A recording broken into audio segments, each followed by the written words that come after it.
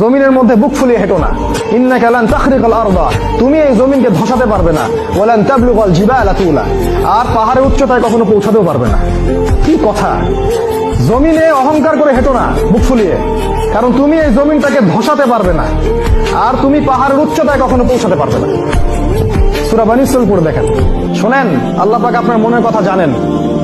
আপনি কোন কাজ কোন উদ্দেশ্যে করছেন আল্লাহ পাক জানেন, এবং কোনো সন্দেহ নাই যে ব্যক্তি তার দিনের বিরোধিতা করবে, আল্লাহর দিনের বিরোধিতা করবে, দিনকে ডমিনেট করার চেষ্টা করবে, দিনকে ধ্বংস করার চেষ্টা করবে এবং দিনের বিরুদ্ধাচারণ করে অন্য সংস্কৃতি অন্য আদর্শকে প্রতিষ্ঠা করার চেষ্টা করবে, কোনো সন্দেহ নেই আল্লাহ পাক এদের শিকড়টা উপড়ে ফেলে দিবেন ইনশাআল্লাহ। এটা আল্লাহর দায়িত্ব। এটা আমরা কোনো ব্যক্তি যদি নাও করে, এটা আল্লাহ নিজেই করবেন ইনশাআল্লাহ। সূরা তওবা পড়ে দেখেন, আল্লাহ বলেছেন তারা কি দুইটা শাস্তির একটার জন্য অপেক্ষা করছে? হয় আমি মুমিনদের হাত দিয়ে ওদেরকে শাস্তি দেওয়াবো, না হলে আমি নিজেই ওদেরকে শাস্তি দিব। সাহাবীরা বলতেন এই যুগে কি মানুষের বিবেক চলে যাবে? নবীজি বলতেন এই যুগের মানুষগুলো হবে আবর্জনার মতো, কীট পতঙ্গ আবর্জনার মতো। ইলম উঠে যাবে, জ্ঞান উঠে যাবে, জাহিলিয়াত বর্ষিত হবে, আলেমদের মৃত্যু হয়ে যাবে, মানুষ জাহেলদেরকে আলেম রূপে গ্রহণ করবে। বহু কথা নবীজি বলেছেন। মানুষের বিবেক বুদ্ধি আমানত উঠে যাবে, সলাত উঠে যাবে, ঈমান উঠে যাবে, একসময় কোরআন উঠে যাবে।